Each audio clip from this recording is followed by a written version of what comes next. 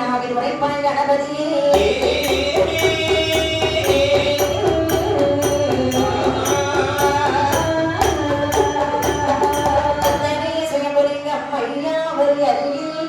இத்தாய் வைத்திட்ட வித்தகனே இந்த வேதனையில் ஒத்தான ஜோடிமையாயிருந்து அன்பர்கள் முகத்துலங்க சித்தாவுனை மனிதன் தென்பவரில் சுயம்பு மகாலிங்கமே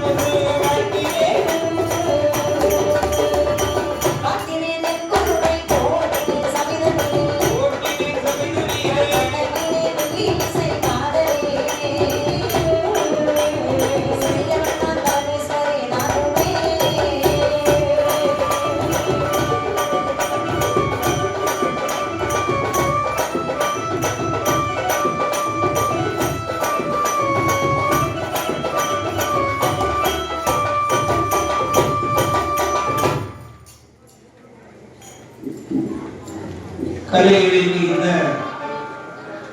நங்கன்மொழி சொல்லக்கூடிய நகரிலே அருள்மிகு ஆதி நாராயணி உடனுரை ஆதி சிவனார் ஆலயத்தில் 34வது மகா சிவராத்திரி விழா வெகு சீரோடும் சிறப்போடு நடைபெற்றுக் கொண்டிருக்கிறது. இனிமையான திருவாயில் கன்னியாகுமரி மாவட்டம் கண்ணக்குறிச்சி கடவுள் நகரை சார்ந்த பரமேஸ்வரி வினிசை கலைப்பிரிவர்களாகிய நாங்கள் இந்த ஆண்டவருடைய ஆலயத்தில் கிராமிய கலைகளை ஒன்றாக அறியப்பட்ட வில்லிசை என்னும் ஒரு கலையினை வெகு சீரோடும் சிறப்போடும் இழந்து வருவதன் காரணத்தால் நாங்கள் இழக்கக்கூடிய இந்த வில்லிசை கலையை சொல்குற்றம், பொருள் குற்றங்கள், இலக்கண குற்றம், இலக்கிய குற்றம், எழுதாள குற்றங்கள் என்று சகலவிதமான பிழைகளும் நிகழலாம். ஒருவன் ஒரு தொழிலை செய்யக்கூடிய நேரம் குற்றங்கள் ஏற்படுவது என்பதுதான். அப்படி கிராமிய கலைகளை ஒன்றாக அறியப்பட்ட தமிழருடைய பாரம்பரிய கலைகளை தலை சிறந்ததும் ஆகிய மண்மணம் கமலும் இந்த வெள்ளிசை என்னும் பெருங்கலையினை சின்ன பெரியவர்களாகிய நாங்கள் இசைக்கக்கூடிய நேரம் எங்களை அறியாமல் எப்பிழை ஏற்பட்டிருப்பேனும் இதற்கு ஒரு முன் உதாரணமாக அன்னப்பறவைக்கு பாலில் சிறிது தண்ணீரை கலந்து வைத்தோம் என்று சொன்னால் அது அந்த பாலை மட்டும் கருகிவிட்டு தண்ணீரை எவ்வளவு விரித்திருக்கக்கூடிய தன்மை பெற்றதோ மட்டுமில்லாது உங்களுடைய வீட்டிலே உங்களுடைய மழையாகப்பட்ட குழந்தை ஒரு சிறிய தவறை செய்து விட்டால் தாங்கள் எவ்வளவு பொறுத்து காத்து மன்னித்து ஆட்கொள்வீர்களோ அவ்வளவே சின்னவர்களாக நாங்கள் இசைக்கக்கூடிய இந்த விழிசைக்கரையிலே எப்படி ஏற்பட்டிருப்பினும் அன்று பெரியவர்களாக நீங்கள் எல்லோரும் அதை பொறுத்தருள வேண்டும் என்று கேட்டுக்கொண்டு இவை அத்தனைக்கும் எதிராக இந்த அண்ட சராசரங்கள் எல்லாம் அமர்ந்து அருள்வாளித்துக் கொண்டு படைத்த மனுக்களை யாவரையும் பட்டினி என்பது விடாமல்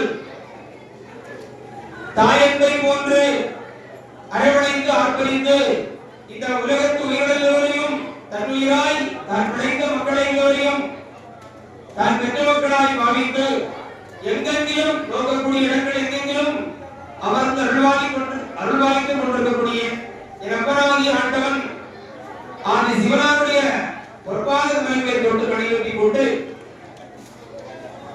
பகவானுக்கும் உடனுடைய அம்பிகையும் மையவள் பார்வதிக்கும்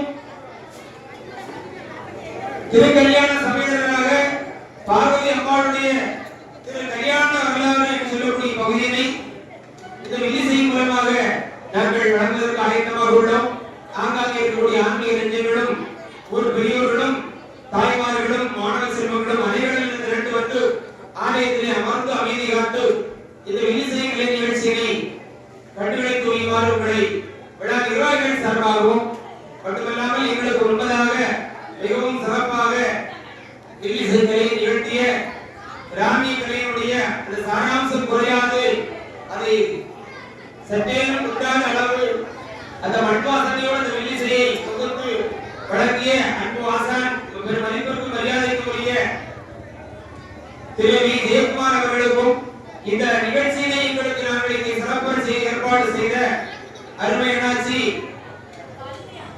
திரு வி. சிவா அவர்களுக்கும் மற்றும் ஆலய பங்குதாரர்கள் அதிகாரிகள் தலைவர் செயலாளர் அத்துணை நிர்வாகிகளுக்கும் முன்னாள் இந்நாள் நிர்வாகிகள் ஆன்மீக நெஞ்சங்கள் சிவாச்சாரியர்கள் அத்துணை விருதுகளுடைய விழிசை கலைக்குழு சார்பாக பணிவான முதற்கண் வணக்கத்தை தெரிவித்துக் கொண்டு பார்வதி அம்மாவுடைய திருக்கல்யாண வரலாற்றை செய்கிறோம். கடலென்ற பூமி மீதில் அது என்ற ஊர் கொண்டு கடலென்ற வாழ்வை நம்பி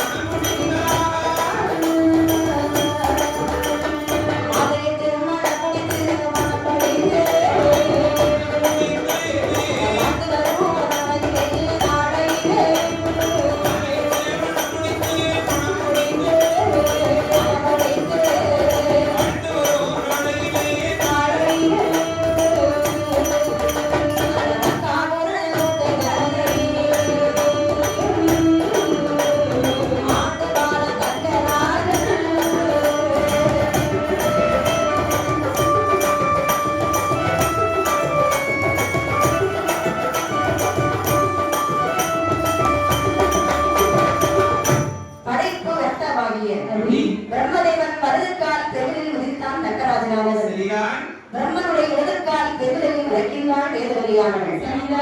பிறந்த வேதவலியை சிறந்த தக்கராஜன் ஆனவன் அழகாகவே மாலைவன் சூட்டி சரி தக்காத ஒருத்தரை இன்னுடன் அரசாட்சி செய்து வருகிறார். அப்படி ஆண்டு வரக்கூடிய நாளையிலே ஆதி கரைக்கின்ற பகவானுடைய திருவிழாவில் 100 ஆண் மக்களையும் 50 பெண் மக்களையும் பெற்றிருந்தார்கள். 100 ஆண் மக்களை பிரம்மவட்டம் வாங்கியவர்களை தரிசிக்க அனுப்புகிறான் தக்கராஜன்.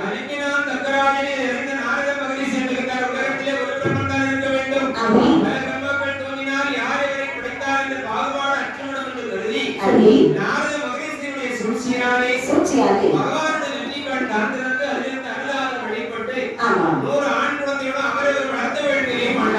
மீதம் இருக்கக்கூடிய 50 பெண்மக்களையும் யார் யாருக்கெல்லாம் திருமணம் முடித்து கொடுக்கிறார் என்றால் சந்திரனுக்கு 27 பெண்களையும்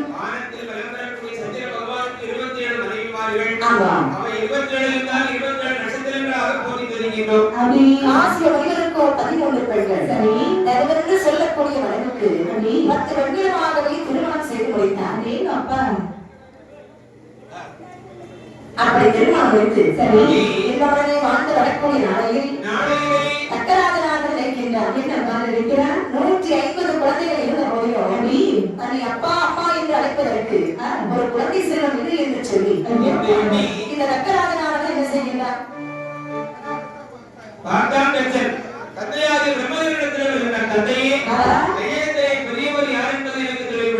இந்த வையகத்திலே பெரியவர் ஆதிசிவன் தான்.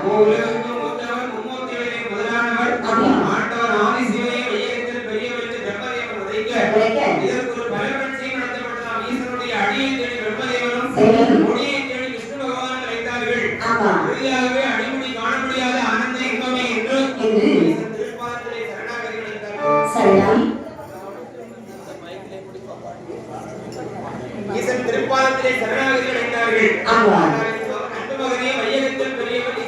சரி இந்த வார்த்தையை எடுத்து எண்ணி பார்த்தான் ஈசனை விட பெரியவனாக வேண்டும் என்று சொன்னால் தாயுமாகி தந்தையானவருக்கு தாயும் இல்லை தந்தையும் இல்லை. அப்பேற்பட்ட அம்மா இப்ப கடவுளுக்கு நாம் நிச்சயமாக தந்தையாக முடியாது. இந்த பகவானுடைய இடதுபாகத்துமைகள் பார்வதியை நமக்கு மகளாக பிறப்பான் என்று சொன்னால் பகவான் பார்வதியை மனம் புரிந்து கொள்வார். பகவானுக்கு நாங்கள் மாமா என்ற உயர்ந்த அந்தஸ்தை கொடுத்து விடலாம். அப்படி என்று இந்த தக்கராஜன் அவன் பார்வதியை மகளாகவும் பரம சிவனை மருமகனாக அடைய வேண்டும் என்று சொல்லி ஏதாவது வந்து வருடம் என்று பாருங்கள்.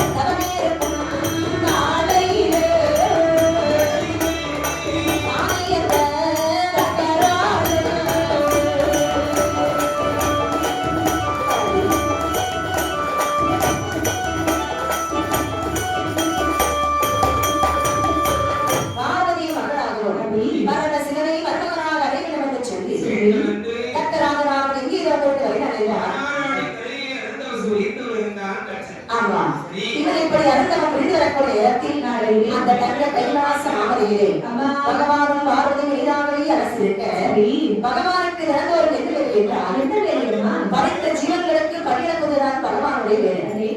ஒரு நாள் தினத்திலே வழியிழக்க வேண்டும் என்று சொல்லி ஆதி பரபொருளாகிய பகவானானவர் அம்மையாகிய பார்வதா தேவி வார்த்தையின சொல்லி அறிந்து வாருங்கள். பாடிக்கொண்டே பார்வதியே பார்வதியே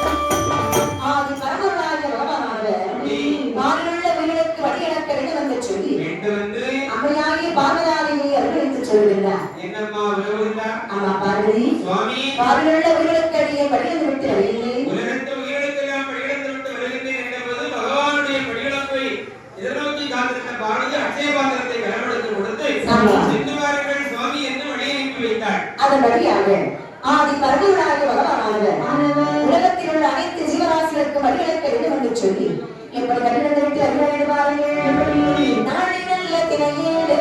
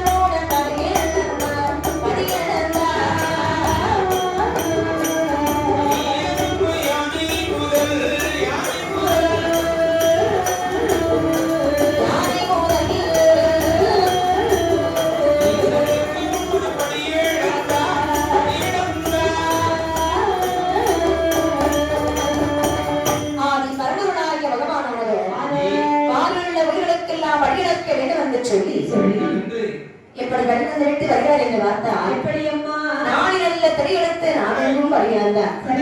ஒரு நல்ல திரையெடுத்து உடல் நல்ல படியிழந்தார். அடி ஆளாக்கு திரையெடுத்து அதிலெல்லாம் படியிழந்தார். அம்மா எறும்புகளை யானை முதல் 84 கோடி ஜீவராசிகளுக்கும் சரி ஒரு தொழிலில்லாமல் இறந்தோறும் படியிழந்து விட்டு வருகின்றார் பகவான். அம்மா அப்படி படியிழந்து விட்டு வரக்கூடிய நேரத்தில் அம்மையாகிய பார்வதா தேவியாக நினைக்கின்றார். நம்முடைய நாதன் இறந்தோறும் படியிழக்க செல்கின்றாரே தினந்தோறும் படியிழக்க சென்று விடுகின்றார். ஆமா உண்மையாகவே ஒரு படியிழந்து விட்டு தான் வருகின்றாரா? அடி என்றால் படைத்து விட்ட மனிதர்களை பற்றியாக தான் வந்து விட்டு வருகின்றார். என்றால் நம்முடைய நாதனாகிய பரம்பரை நாம் சோதித்தறிய வேண்டும் என்று சொல்லி சரி என்னம்மா செய்கின்றாள்? அம்மையாகிய பார்வதா தேவியானவள் பகவான் படியிழந்து விட்டு கைலாசமலைக்கு வரும்பொழுது பகவானை பார்த்து சொல்லுகின்றார். எப்படி? ஐயா பகவானே பார்வதி தாங்கள் இன்றைக்கு எங்கே சென்று விட்டு வருகிறீர்கள்? வழக்கம் போல் உலகத்து உயிர்கள் யாவருக்கும் படியிழந்து விட்டு வருகின்றேன் அம்மா. அப்படியா? எப்படிப்பட்ட படியிழப்பு சுவாமி? நாளை திரையெடுத்து நாடகிலும் படியிழந்தேன். சரி அரைக்கா திரையெடுத்து இந்த மண்டலகம் எல்லாம் படியிழந்தேன். நாடாக்கு திரையெடுத்து அட்ட சராசரங்கள் யாவும் படியிழந்து விட்டு வருகின்றேன். அப்படியா? நினைக்கின்றாள் பார்வதி அம்மையானவள். எப்படி? நாளை நல்ல திரையெடுத்து பகவான் நானும் எப்படி படியிழக்க முடியும்? இவர் ஒருவராக எப்படி முடியும்? இவர் நிஜமாகவே படியிழந்து விட்டு வருகின்றாரா? அல்லாது விட்டால் படைத்த மனுக்களை பட்டினியாகத்தான் அமர்த்தி விட்டு வருகின்றார். அப்படி என்று என்றால் நம்முடைய நாதனாகிய பரம்பரை சோதித்தறிய வேண்டும் என்று சொல்லி அம்மையாகிய பார்வதா தேவியானவள் அப்படி என்ன செய்கிறார்கள் பாருங்கள். எப்படி?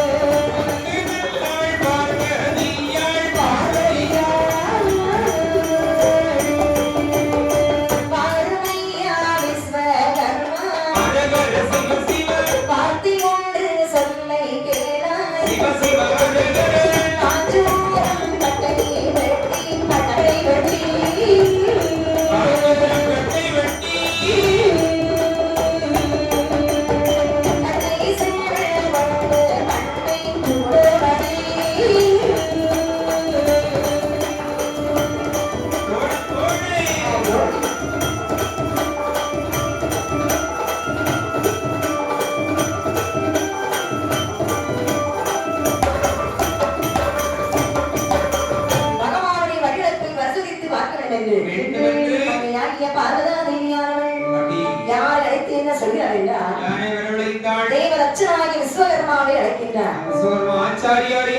ஐயா விஸ்வகர்மா தேவி தாங்கள் எனக்கு ஒரு வாங்கி செய்ய வேண்டும்.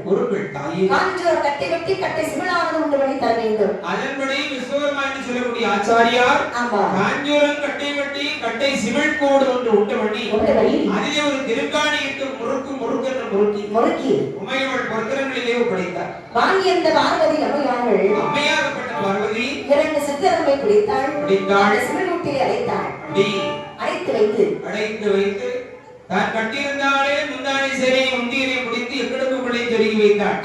இனிமேல் இவர் எப்படி படியளந்து விட்டு வருகிறார் என்பதை நாங்கள் சோதித்தறிய வேண்டும் என்று சொல்லி அந்நேரத்திலே அம்பிகை நீட்டிய கால் சுருக்கவில்லை, கவிழ்ந்ததில் எவரவில்லை. எப்படி அம்மா இருந்தாள்? மௌனமாகவே அமர்ந்திருந்தாள் பார்வதி அம்மையானவள். ஆமா அந்த நேரம் பகவான் படியளந்து விட்டு கைலாசமலைக்கு வருகின்றார்.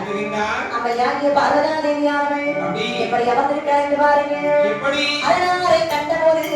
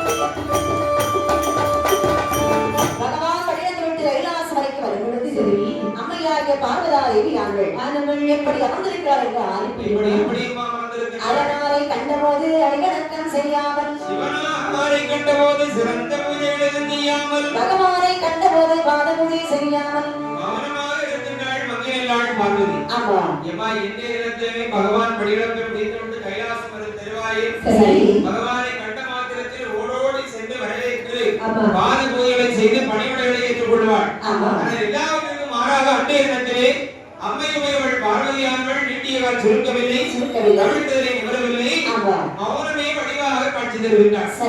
ஆர்த்தார் பகவான் மலிமகளே, என்னுடைய தினமும் என்னுடைய வருகையை கண்டபோது ஓடோடி வந்து பாதபூஜைகளை செய்வாய் அம்மா. இன்னும் மௌனமாக இருக்கின்றாயே மங்கையே, காரணம் என்ன? தாங்கள் இன்னைக்கு எங்கே சென்று வருகிறீர்கள்? வழக்கம் போல் உலகத்து உயிர்களுக்கு எல்லாம் இழந்து விட்டு வருகின்றேன். அப்படியா? எல்லா ஜீவராசிகளுக்கும் படி அழுதுகிறா? ஈயரம்பு யானை முதல் 84 கோடி திவ்யத்துக்களுக்கும் கல்லுக்குள் இருக்கும் தேரை முதல் தாயின் கருப்பையிலே வளரக்கூடிய சிசுக்களுக்கும் படி இழந்து விட்டு வருகின்றேன். அப்படியா? பரவாயில்லை, உங்களுடைய படியத்தில் ஒரு குற்றமாக இருக்கிறது. மறைமகளே பார்வதி, அப்படி குற்றம் என்ற ஒன்றை நீ நிரூபித்து விட்டாய் என்று சொன்னால் வரவன் என்ற பட்டமும் வேண்டாம், வடிகளுக்கும் தொழிலும் தேவையில்லை. பார்க்கலாமா? எங்கேயும் எப்போது என்று தெய்வலோகத்திலே வருகிறார்கள். சிங்கன் வாழை இலையை மூங்கிலே விரித்தாள். சிங்கன் வாழை இலை உரத்து விரித்தாள். திருவிளக்கை ஏற்றி வைத்தாள். திருவிளக்கின் ஒளி விழிசக்கிறே சில நூற்றில் இருக்கக்கூடிய சித்தரம்பை திறந்து விடுகின்றார். அந்த சித்தரம்மானது எப்படி வருகிறது பாருங்கள். எப்படி? சித்தரம்பு வாயிலோடு வாயிலோடு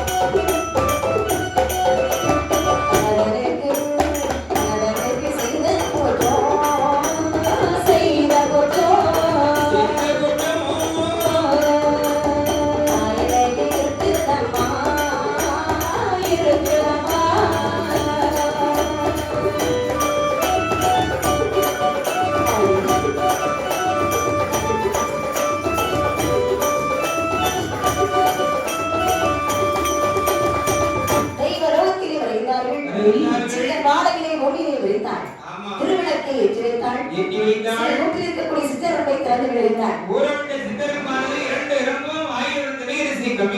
பகவானை சுற்றிக் கொண்டே வருகின்றார். என்னது அரிய காட்சியை கட்டினை கண்டாள் ஆயிடை அம்மையம்மையவள் பார்வதி. ஆமா நம்முடைய நாதனுடைய படிகளப்பில் இத்தனை திறமைகளா ஐயோ இது அறியாமல் அல்லவா நம்ம சோதித்து விட்டோம். செய்த தவறை உணர்ந்தவளாய் நந்தவரை உணர்ந்தவளாய் ஓடோடி வந்த பகவானுடைய ஒரு பாதத்தில் விழுந்து சொல்லுகின்றார் சுவாமி ஈஸ்வருடைய பாதார வித்தகமலத்தை படிந்து என்னம்மா கூறுகின்றாள் சுவாமி பார்வதி. அடியேனை மன்னித்து விடுங்கள் சுவாமி மன்னித்து விடுங்கள் அடியே தெரியாமல் ஒரு சிறு தவறு செய்து விட்டேன் என்னை மன்னித்து விடுங்கள் சுவாமி மலைமகளே பார்வதி சுவாமி மகன் என்ற மனைவி என்று நான் என்று உன்னை மன்னித்தேன் என்று சொன்னார். சொன்னால் நாளைய தினம் பூலோகவாசிகள் எல்லோரும் தவறு செய்வார்கள். ஆகையால் தவறு செய்யாத மனிதன் இந்த வையகத்திலே கிடையாது. கிடையாது தவறு செய்தவன் தண்டனை அனுபவித்தாக வேண்டும், அதுதான் என்னுடைய நீதியும் கூட. சரி ஆதலால் உனக்கு என்ன தண்டனை தெரியுமா? என்ன தண்டனை சுவாமி உன்னை மகளாக இடைய வேண்டும் என்று சொல்லி மானாராளை கரையோரத்திலே ஆமா. பிரஜாபதி தட்சன் அருந்தவம் செய்து கொண்டிருக்கிறார். ஆமா. தட்சனுக்கு மகளாக பிறக்க கடவாய் போ. சுவாமி போயும் என்னை ஒரு மானிடர் வயிற்றிலே பிறகு செய்கின்றீர்களே ஒரு மானிடர் வயிற்றில் நான் பிறந்தேனே ஆனால் என்னை ஒரு மானிடன் அல்லவா திருமணம் முடிப்பார் சுவாமி அம்மா நீ கவலை கொள்ள வேண்டாம். சரி உங்களுடைய திருமண அகவை யாமனை மாலை மனம் புரிந்து ஆமா கைலாசம் அடைந்து வரும் அப்படி என்ன சொல்ல என்று பார்வதிக்கு சாபமும் விமோசனமும் தந்தருளினார் சங்கரனார். ஆமா இப்படி விமோசனமும் தந்தருளி அதன்படியாக அப்படி பார்வதி அப்பேஸ்வரர் உடந்தையாகவே வழிபடுத்து ஆமா 1000 கொண்ட செந்தாமரை மருவிலே கத்தி பகவான் மறைந்தார். பகவான் மறைந்தார். அந்த செந்தாமரை மருவிலே இருக்கக்கூடிய பார்வதி அம்மையானவள் அடைந்தார். அம்மையாகப்பட்ட பார்வதா தேவியானவள் அந்த நேரம் நக்கராதனை செய்தார் என்று பாருங்கள். எப்படி அம்மா குழந்தை சத்தம் காதிலே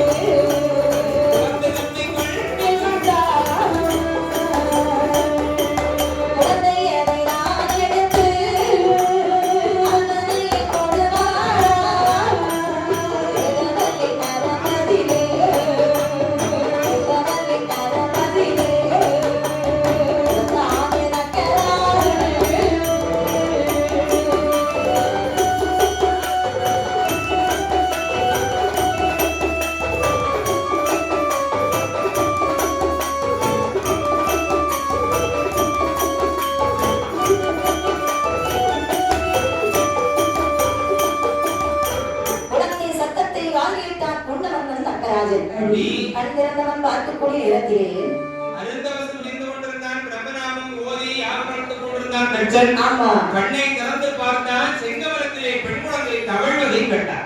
அந்த குழந்தை இரு கரத்தால் தான் எடுத்தான். தான் எடுத்து வாரி கரமெடுத்து வலது கரத்தில் ஒரு முத்தமிட்டு ஆமா அரண்மனைக்கு கொண்டு வருகிறான். வேதவல்லி சுவாமி வேதவல்லி சுவாமி என் தவறிலே ஒன்றும் வீண் போகவில்லை அம்மா. பகவானே ஆ. அப்படி என்ன அதிசயம் நடந்தது? அம்மா என்ன பகவானுடைய இடது பாகத்து மகள் பார்வதி நமக்கு மகளாக கிடைக்க வேண்டும் என்று சொல்லி சொல்லி மானாராளை தரையிலே சென்று அருந்தவசம் நின்றேன். அடே அப்பா பகவான் என்னுடைய தவத்திற்கு மனமிறங்கி சரி ஒரு குழந்தைக்கு அருள்பாலித்தார். பார்வதியை நமக்கு மகளாய் மிக்க பிறந்திருக்கிறார். மகிழ்ச்சி சுவாமி. அதனால் இந்த குழந்தையை பெற்ற பிள்ளையை காட்டிலும் அடி உற்ற பிள்ளையாக வளர்க்க வேண்டும் ஆளுக்கு சொல்ல இந்த வேதவல்லி கரமதிலே குழந்தையை ஒப்படைத்தார். இரு கரத்தால் வாங்கி நான் வேதவல்லியானவள் ஆமா குழந்தைக்கு உயர்நாமம் சூட்ட வேண்டும் என்று சொல்லி வேண்டும் என்று தரணி ஆட பிறந்தவின் காரணத்தினால் ஆச்சாரி என்றும் தாட்சாயினி என்றும் குழந்தை பச்சை நிறத்தில் இருப்பதின் காரணத்தினால் பார்வதி என்றும் பார்வதா தேவி என்றும் அழகாகவே பெயர் நாமம் சூட்டி ஆ, அந்த பார்வதி எப்படி வளர்த்து வெளிநடைக்க பாருங்கள். எப்படி வளர்த்து வருகிறார்கள்? நாடும் ஒரு வேதியமா நாடும் ஒரு வேதியமா வேதியமா ஒரு வண்ணமுமா வண்ணமுமாய் வண்ணமுமா வேதியமா ஒரு தேவியுமா, நாடும் ஒரு வேதியமா ஒரு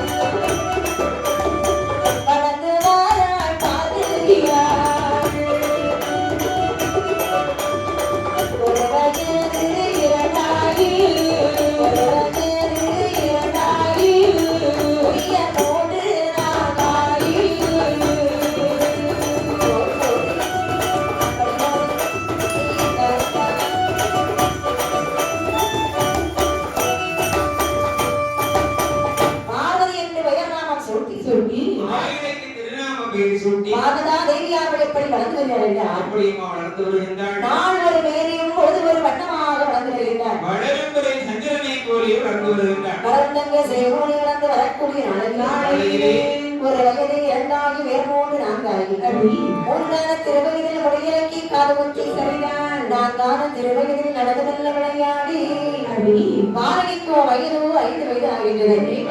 பாடி அந்த நேரம்